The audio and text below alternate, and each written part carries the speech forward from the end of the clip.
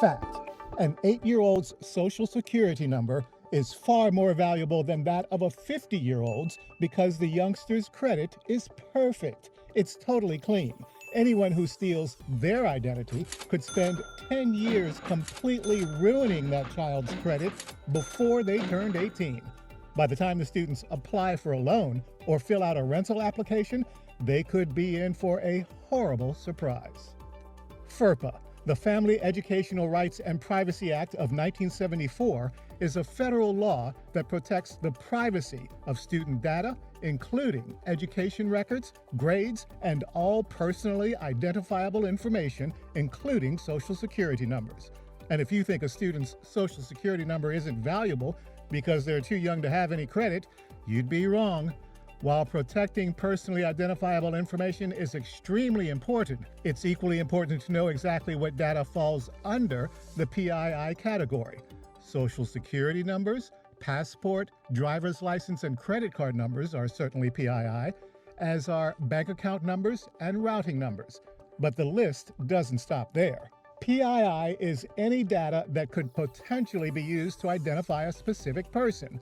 Full names are PII, no matter how many Joe Smiths there are out there.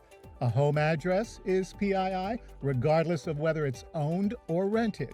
Linking a home address with a full name helps a scammer identify a person, as does their age, gender, and place of birth. FERPA was created to protect this student data, which also includes the schools attended, courses taken, disciplinary notes, attendance records, and photos of students.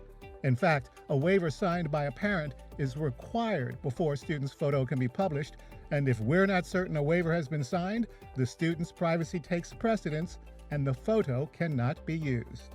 It's extremely important to know whether you're working with documents that contain PII, as well as ensure they aren't shared with anyone who shouldn't see them. But what happens if that hard copy on your desk is copied or stolen while you're out to lunch? Because FERPA is a federal law, the theft could result in the loss of federal funding or, in extreme cases, prosecution under criminal codes.